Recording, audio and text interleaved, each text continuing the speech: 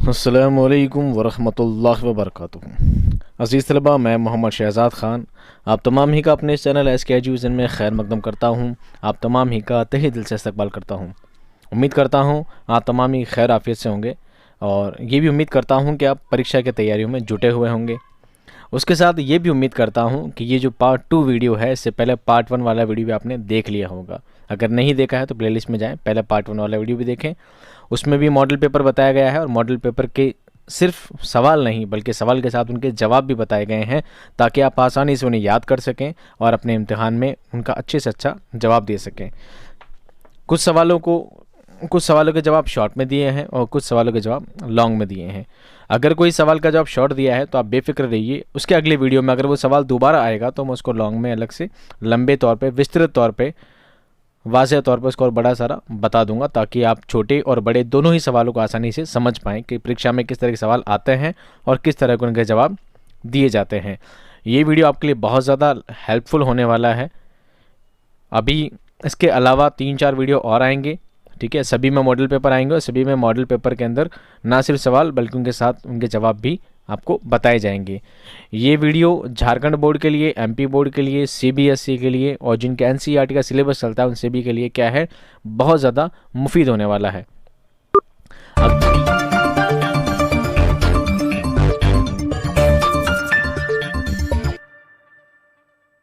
अगर आपके एग्ज़ाम की तैयारियां बेहतर चल रही है तो ये वीडियो आपकी तैयारी को बेहतरीन बनाने वाला है, आई एम श्योर। ठीक है, आपका वक्त ज़ाया ना करते हुए सीधे आता हूँ मैं पेपर के ऊपर। ठीक है, अगर आपने अभी तक अपने दोस्तों को शेयर नहीं किया है तो फटाफट अपने दोस्तों को शेयर कर दीजिए, क्योंकि जिस तरह आप अपनी तरफ से कोशिशें करोगे, दोस्तों को शेयर करोगे, ज़्यादा से ज़्यादा व्यूज़ आएंगे तो मैं भी आपके लिए ज़्यादा से ज़्यादा बेहतर से बेहतर वीडियो अच्छे कंटेंट के साथ बना पाऊँगा। आप लोग अपनी तरफ से कोशिश नहीं करोगे, सिर्फ मैं ही कोशिश करता रहूँगा, सिर्फ मैं ही बनाता रहूँगा, तो हो सकता है कि मेरी कोशिश थोड़ी क्या हो जाए, कमज़ोर हो जाएं। तो आप भी अपनी तरफ से शेयर करते जाइए, जितने भी आपके सोशल अकाउंट है सभी के ऊपर वीडियो को शेयर कीजिए और मैं भी आपके लिए बेहतर से बेहतर और बहुत जल्द से जल्द नए से नए बेहतर से बेहतर वीडियो आपके लिए लाता रहूँगा। आइए चलते हैं वीडियो की जानिब। मॉडल क्वेश्चन पेपर 2021-22 टर्म 2 जो कि आपका ईल एग्जाम होने वाला है, सब्जेक्ट ऋतु क्लास 10। ज़रूरी हिदायत, सभी सवालों के जवाब अपनी कॉपी में दें। सभी सवालात के जवाब दिए गई हिदायत के मुताबिक लिखें। सवालात को 3 हिस्सों में तकसीम किया गया है और सवालात की कुल तादाद 19 है। ये सब बातें आपके लिए जानना ज़रूरी नहीं है, क्योंकि सब आपको पेपर में सारी बातें मिल जाएगी। आइए सवालों को शुरू करते हैं। दर्ज झेल में से किन्हीं 5 सवाल के जवाब एक जुमले में दीजिए। 7 सवाल हैं, 7 में से 5 के जवाब देने हैं और शॉर्ट देने हैं। ठीक है, इनके आपको मिलेंगे 2-2 नंबर। सवाल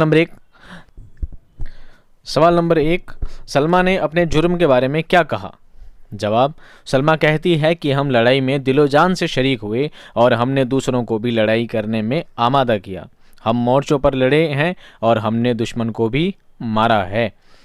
सवाल नंबर 2, तरबियत याफ्ता ममालिक किस बात पर शोर मचाते हैं? जवाब, तरबियत याफ्ता मुल्कों में औरतों के मुतालिक से कानून निहायत नाक़िस और ख़राब था, लेकिन मर्दों ने अपने अच्छे रवैये और हुस्न सलूक से औरतों को निहायत आला दर्जे की तरक्की पर पहुँचाया। सवाल नंबर 3, मोहम्मद मुजीब की पैदाइश कहाँ हुई थी? जवाब, मोहम्मद मुजीब की पैदाइश लखनऊ में हुई थी। अब आप कहोगे सर आप ये सारे सवाल समझा तो नहीं रहे हो, तो बेटा समझाने वाली बात इसमें कुछ नहीं है, क्योंकि जब भी चैप्टर पढ़ाए गए हैं चैप्टर में हर एक लफ्ज़ को बहुत ज़्यादा वाज़ेह तौर पर समझाया गया है। ठीक है, ये वीडियो सिर्फ आपके लिए मॉडल पेपर तैयार करवाने के लिए आपके लिए बनाया गया है। ठीक है, इसमें सारे सवालों को डिटेल में नहीं समझाया जाएगा। अगर आपको समझना है तो आप चैप्टर्स में जाइए, चैप्टर को डिटेल में जाके समझने की कोशिश कीजिए। और कोई क्यूरी रहती है इस वीडियो के बाद भी, अगर कोई क्यूरी को सवाल रह जाता है तो आप कमेंट बॉक्स में मुझसे बोले, मैं आपको उसका जवाब ज़रूर दूंगा। सवाल नंबर 4, गज़ल गोई में यासियात का इमाम किसे कहा जाता है?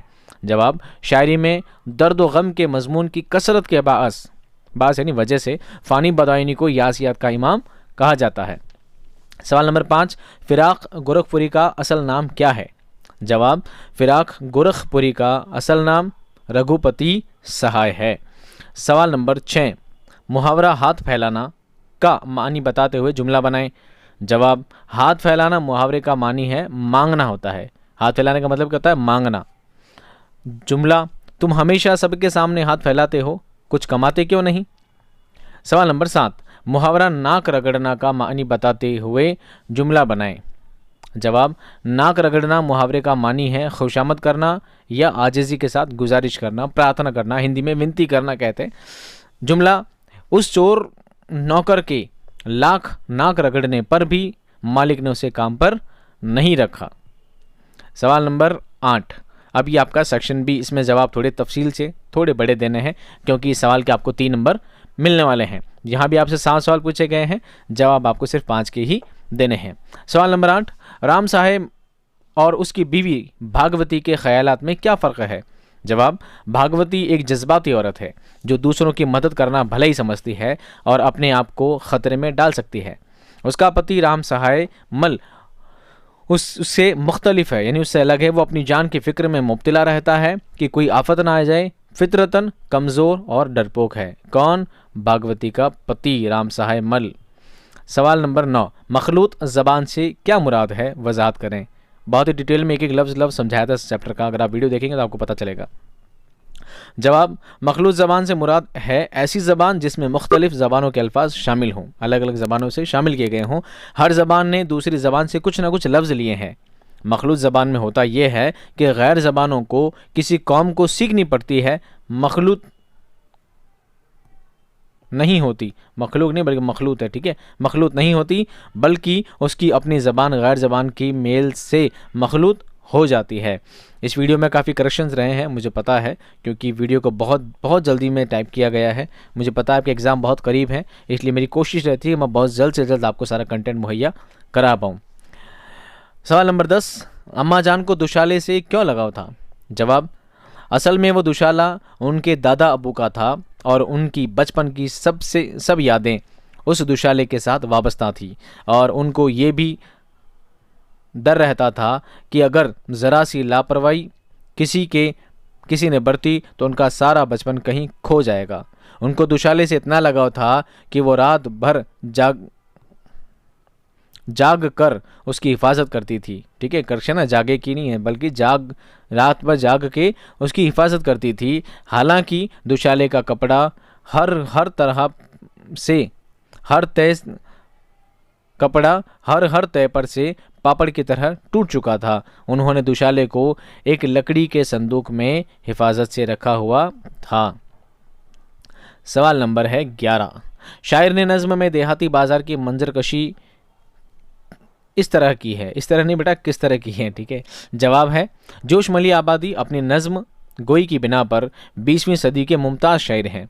उनकी सियासी नज़मों के बाअस शायर इनकलाब और मनाजिर फ़ितरत पर लिखी हुई नज़मों के लिए शायर फ़ितरत कहा गया है। जोश ने मनाजिर फ़ितरत पर कसरत से नज़में लिखी है। मनाजिर फ़ितरत यानी प्रकृति, नेचर के ऊपर। सुबह शाम, बरसात की बहार, घटा, बदली का चांद, सावन का महीना, अलबेली सुबह, आबशार नगमा वगैरह उनकी नज़में हैं। उनकी ऐसी नज़मों की मिसाल पूरी उर्दू शायरी में कहीं नहीं मिलती। गर्मी और देहाती बाज़ार भी ऐसी नज़म है। 28 मिसरों की इस नज़म में देहात के एक बाज़ार का हाल बयान किया गया है कि दोपहर का वक्त गर्मी का मौसम है। ऐसा मालूम होता है कि सूरज की तमाज़त में तुंद शोले हैं और इस गर्मी के बास इंसान ही नहीं, बैल, घोड़े, बकरियां, भेड़ें, मक्खियां सब परेशान हैं। देहाती बाज़ार में लोगों की आमद व रफ्त भी है और बिलबिलाते हुए परिंदों की सदाएं। माओ के कंधे पर छोटे बच्चे प्यास से बिलबिला रहे हैं। सूरज की किरण पेड़ों की पत्तियों से छनकर ज़मीन पर ऐसे आ रही है मानो किसी तलवार का हमला हो रहा है। हवाएं इतनी ज़्यादा गर्म है कि उससे रूह भी घबरा जाती है। सूरज की किरणों में, उसकी धूप में इतनी तेज़ी है मानो किसी सूद लेने वाले की आंखों की तेज़ी हो। कुछ इस तरह की मिसालों के साथ धूप और तेज़ तपिश वाली गर्मी को जोश मली आबादी ने इस नज़्म में बयान किया है। हालांकि इस नज़्म में और भी बहुत सी मिसालें दी गई हैं। अगर एक एक बात आपको ढंग से जाननी है, आप नज़्म वाला वीडियो देखें। और भी बहुत सारी मिसालें दी गई हैं। बच्चों का घूमना, गुड़ पर घूमती हुई मक्खियाँ, बूढ़े का हुक्का पीना, हुक्के से धुआं उठना, बहुत सारी मिसालें उसमें दी गई है। आप चाहें वीडियो डिटेल में जाकर देखें और समझें। सवाल नंबर 12, आज़ाद नज़्म की तारीफ़ में मिसाल दें। जवाब, ऐसी नज़्म जिसमें काफ़िया और रदीफ़ की पाबंदी ना की जाए, और मिसरों में अरकान की तादाद को भी नज़रअंदाज किया जाए, उस नज़्म को आज़ाद नज़्म कहते हैं। आज़ाद नज़्म में काफ़िया और रदीफ़ बिल्कुल नहीं होता और उसके अरकान की तादाद भी मुकर्रर नहीं होते, यानी कोई मिसरा बड़ा और कोई मिसरा छोटा हो सकता है। ऐसी नज़्म को आज़ाद नज़्म कहते हैं। ठीक है, आज़ाद नज़्म की खासियत क्या है? इसमें एक मिसरा छोटा एक मिसरा बड़ा होता है, कोई मिसरे की तादाद नहीं होती और इसमें रदीफ़ काफ़िया की बिल्कुल कोई कैद नहीं हुआ करती है। मिसाल देखिए, अब आज़ाद नज़्म किसे कहते हैं? एक मिसाल, एक उदाहरण दिया जाता है। देखिए, एक मिसरा छोटा एक मिसरा बड़ा किस तरह के हो सकते हैं? हम मिले कब थे, जुदाई पर जो हों वीरा निगाह गम गम बजा, हाँ में हो नर्म हाथ, लब हो लब पे मेहरबां, उस पे क्या मुँह गौफ है रब्त बहम की दास्तां, रह गुजारे खाक पर दूर से रवैया पेड़ों की कतारें, लाख आती हो नज़र अपने सिर जोड़े हुए, दरमिया उनके मगर कब न हाइल था गुबारे रह गुज़र, हम मिले कब थे जुदाई पर जूं हो वीरा निगाहें चश्मे तर। ठीक है, ये कुछ फ़ारसी के अल्फाज इसमें इस्तेमाल किए गए हैं और तरीका बताया गया है किस तरह से अल्फाज, एक मिसरा छोटा हो सकता है, एक मिसरा बड़ा इसका हो सकता है। यही क्या कहलाती है? आज़ाद नज़्म कहलाती है। सवाल नंबर 13, रुबाई की तारीफ़ लिखें। जवाब, रुबाई में 4 मिसरे होते हैं और इसका पहला, दूसरा और चौथा मिसरा हम काफ़िया होता है। तीसरा मिसरा भी हम काफ़िया हो सकता है। आमतौर पर रुबाई का चौथा मिसरा सबसे ज़्यादा जानदार होता है, जो पूरी रुबाई की रूह होता है, यानी रुबाई की जान होता है। काफ़िए की पाबंदी और बहर की पाबंदी ऐसी शर्तें हैं जिनका पूरा होना रुबाई के लिए लाजमी है। रुबाई की चंद मखसूस बहरें हैं, उसी में रुबाई लिखी जाती है। सवाल नंबर 14, तशबिया की तारीफ़ में मैं मिसाल दिए। तशबिया किसे कहते हैं? मिसाल देकर बताइए। जवाब, तशबिया के लफ्ज़ी मानी है किसी एक चीज़ को दूसरी चीज़ की मानिंद करार देना, लेकिन इस्तिलाह में इल्म बयान की रौ से जब किसी एक चीज़ को किसी मुश्तरक खसूसियात की बिना पर किसी दूसरी चीज़ की मानिंद करार दिया जाए तो उसे तशबिया कहते हैं, जिससे गरज उस पहली चीज़ की किसी सिफत, हालत या कैफियत को वाज़े और मुअस्सर बनाकर पेश करना होता है। इससे कलाम में फसाहत और बलागत पैदा होती है। ठीक है, जैसे शेर दिया गया, एक मिसाल दी गई है, फिर बताते हैं। नाजुकी उसके लब की क्या कहिए, पंखुड़ी एक गुलाब की सी है। महबूब का चेहरा फूल की तरह नाजुक है, यानी नाजुकी की सिफत महबूब के चेहरे और फूल दोनों में मौजूद है। इस शेर में महबूब के लबों को नज़ाकत में गुलाब की पंखुड़ी से तशबिया दिया गया है, यानी महबूब के लबों को क्या बताया गया है? एक गुलाब की पंखुड़ी बताई गई है। तो किसी चीज़ से मिसाल देना, किसी चीज़ से मुशब्बा देना, ये क्या कहलाता है? तशबिया कहलाता है। अब है सेक्शन सी। क्या है सेक्शन सी? इसमें आपसे 4 सवाल पूछे गए हैं, आपको 3 के जवाब देने हैं। जवाब थोड़े तवील देने हैं ताकि आपको पूरे 5 नंबर मिल सकें। नज़्म से अपनी वाकफियत का इजहार करें। यहाँ पर मैंने शॉर्ट बताया है, इसके अगली वीडियो में नज़्म को और ज़्यादा डिटेल में बयान किया जाएगा। जवाब देखिए, नज़्म के लग़वी मानी पिरोने के हैं। मोतियों को धागे में पिरोना। इस्तिलाह में इससे मुराद वो तहरीर है जिसमें वज़न और बहर का एहतमाम किया गया हो। गोया वसी तर मफ़हूम में नज़्म से मुराद शायरी ही है और उसकी ज़िद नस्र है। अगर देखा जाए तो उसमें शायरी की तमाम असनाफ़ आ जाती है, जैसे मरसिया, क़सीदा, गज़ल, मसनवी, शहर आशूब और रुबाई ख़ता वगैरह। इसके अलावा नज़्म का लफ्ज़ महदूद मानों में भी इस्तेमाल होता है, जिसके मुताबिक नज़्म एक सिन्फ़ सुखन है, उसको मौज़ूआती नज़्म भी कहा जाता है। नज़्म और गज़ल का बुनियादी फ़र्क भी यही है कि नज़्म किसी एक ख़ास मौजू के ऊपर लिखी जाती है और उसकी हैयत भी तब्दील होती रहती है। सिन्फ़ नज़्म या मौज़ूआती नज़्मों पर अगर नज़र डाली जाए तो उर्दू अदब में इसकी 4 सूरतें नज़र आती है: पाबंद नज़्म, मुअर्रा नज़्म, आज़ाद नज़्म और नसरी नज़्म। दरअसल ये मौज़ूआती नज़्म के 4 मराहिल हैं जो उसने अपने इर्तिक़ाई सफ़र के दौरान इख्तियार किए हैं। यहाँ पर मैंने सिर्फ नाम लिखे हैं: नसरी नज़्म, आज़ाद नज़्म, मुअर्रा नज़्म और पाबंद नज़्म। अगले वीडियो में इन चारों को डिटेल में और आपको बताया जाएगा। वापस सवाल दोबारा आएगा, ठीक है। नसरी नज़्म किसे कहते हैं, आज़ाद नज़्म किसे कहते हैं, ऊपर बताया गया है, ठीक है। नसरी नज़्म उसे कहते हैं जो सिर्फ नसर के अकॉर्डिंग लिखा जाए, ऐसी नज़्म जो सिर्फ नसर की तरह ही नज़र आती हो, उसमें किसी तरह की कोई कैद नहीं होती है। एक नज़्म मुअर्रा होती है, एक पाबंद नज़्म होती है। पाबंद नज़्म में रदीफ़, काफ़िया, बहर सबकी क्या होती है? पाबंदी होती है। आइए सवाल नंबर 16 पढ़ते हैं। ड्रामा आजमाइश का तनक़ीदी जायज़ा लें। ठीक है, ड्रामा है आजमाइश, उसका क्या लेना है? तनक़ीदी जायज़ा, यानी उसका मुख्तसर तारुफ बयान करना है। आपको शॉर्ट में उसकी समरी बतानी है। जवाब, ये कहानी यहाँ से शुरू होती है कि भागवती और राम सहाय दोनों घर पर हैं। राम सहाय खाना खा रहा था और भागवती, ये भागवती नहीं भागवती है, भागवती पंखा जल रही थी और गमगीन थी, क्योंकि उस वक्त लोगों को बड़ी तादाद में मारा और काटा जा रहा था। वो उसको गमगीन देखकर उसको तसल्ली देता है और कहता है कि ज़रा ध्यान रखना कि कोई अजनबी हमारे घर पर या दरवाजे पर ना आ जाए और किसी को पनाह मत देना, ये हमारे लिए ख़तरनाक साबित हो सकता है। भागवती कहती है कि अगर मैंने किसी को पनाह दी और हम पकड़े गए तो मैं ये कह दूंगी कि सारी गलती मेरी है, उनको कुछ नहीं पता। राम सहाय को ये बात सुनकर अंदाज़ा होता है कि उसने पहले ही से घर में किसी को पनाह दे रखी है। वो परेशान होता है और पूछता है क्या किसी को घर में पनाह दी है?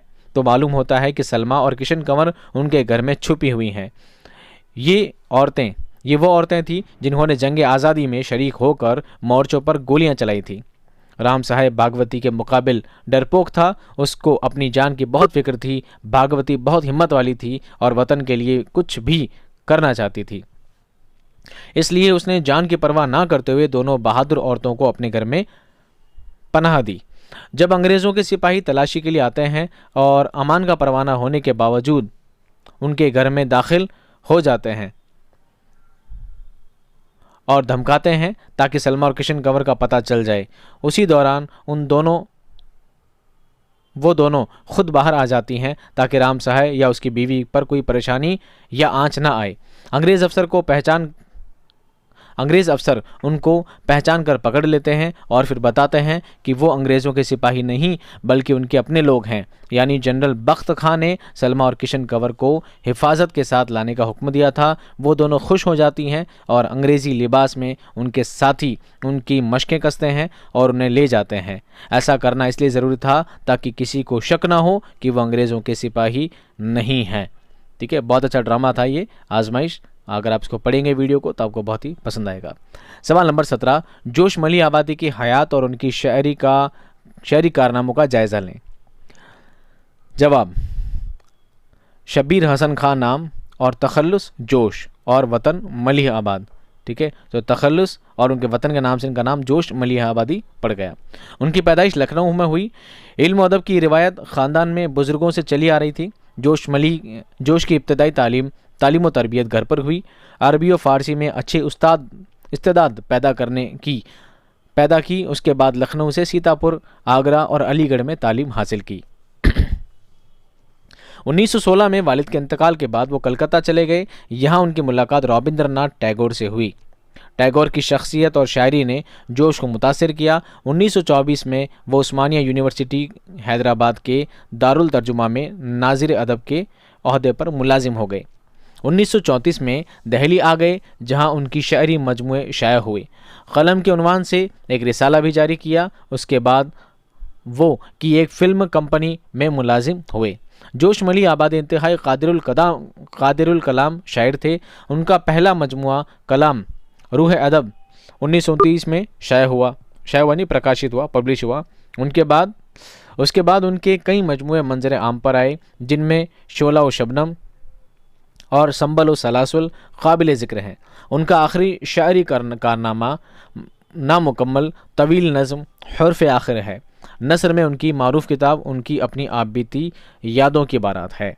ठीक है, जोश ने गज़लें और रुबाई भी कही हैं, लेकिन बुनियादी तौर पर वो नज़्म के शायर हैं। इब्तिदा में उनकी नज़्मों का मौजू फ़ितरत की तस्वीर कशी था, जिसकी वजह से उन्हें शायर फ़ितरत कहा जाता था।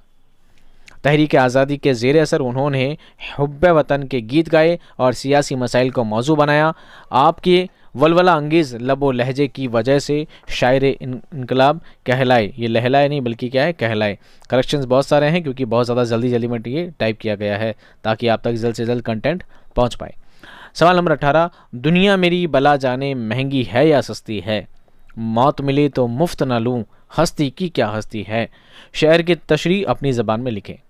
ठीक है, इस शायरी की क्या करनी है, तशरीह करनी है। कैसे करेंगे देखिए, सबसे पहले लिखेंगे सयाक़ो सबाक। मंदरजा वाला शहर, शहर नहीं शहर, मंदरजा वाला शहर निसाब की गज़ल से लिया गया है, जिसके शायर फ़ानी बदायूनी है। अब देखेंगे इसकी तशरीह। ये शहर फ़ानी बदायूनी की मशहूर गज़ल का मतला है। फ़ानी बदायूनी के कलाम में मौत और दर्द के मज़ामीन की फरावानी है। इस मतला में मौत का जिक्र इस तरह किया गया है कि उनकी खुददारी साफ ज़ाहिर हो गई है।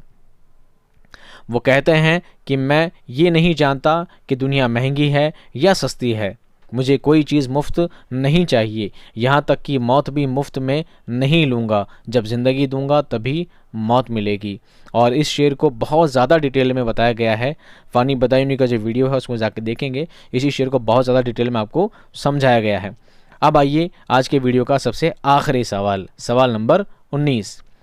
पेड़ पौधे हमारे दोस्त, उन्वान पर एक मजमून लिखें। पेड़ पौधे हमारे दोस्त हैं, पेड़ पौधों से हमें क्या फ़ायदा होता है, ये सब बातें आपको मजमून के तौर पे, एक निबंध के तौर पे आपको बतानी है। आइए पढ़ते हैं जवाब। कुदरत ने जहाँ हमें दुनिया में चाँद और सूरज जैसी नेमत अता कर रखी है, उसी तरह दरख्त भी बहुत बड़ी नेमत है। गर्मियों में ये दरख्त हमारे रास्तों में साया और ठंडक फराहम करते हैं। हम हर मौसम में दरख्तों से तरह तरह के फल हासिल कर सकते हैं, मसलन आम, सेब, केले, जामुन, कीनू वगैरह। बाज़ फल ऐसे होते हैं जो कई महीने महफूज रख कर खाए जा सकते हैं, जैसे कि बादाम, अखरोट वगैरह। दरख्तों के तनों से लकड़ी हासिल करके उससे मुख्तलिफ़ किस्म का फ़र्नीचर बनाया जाता है, जिसमें मेज़, कुर्सियाँ, सोफ़े, बिस्तर, अलमारियाँ वगैरह शामिल हैं। फिर कुछ मखसूस दरख्तों की लकड़ियों पर खूबसूरत नक्श व निगार बनाकर उनको फ़र्नीचर के तौर पर इस्तेमाल करने के अलावा बैरून मुल्क बरामद भी किया जाता है, जिससे मुल्क को ज़र्रे मुबादिला मिलता है।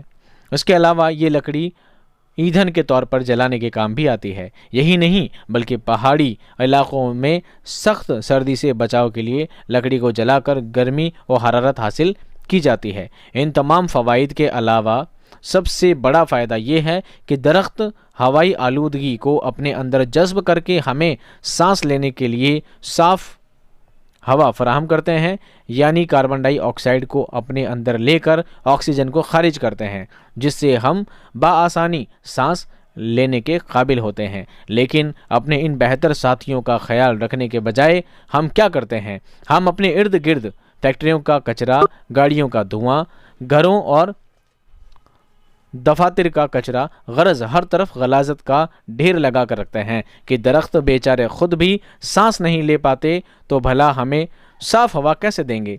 आपने ये भी देखा होगा कि आए दिन नई नई इमारतें और सड़कें बनाने के लिए दरख्तों को तेज़ी से काटा जा रहा है, लेकिन उसको उगाने के लिए कोई ख़ास पेशरफ्त नज़र नहीं आती। फिर इतना ही नहीं, ज़्यादा एयर कंडीशंस का रिवाज बढ़ता जा रहा है। वैसे ही मौसम की गर्मी, कुछ महीनों में हीट वेव्स का आना और ऊपर से हर जगह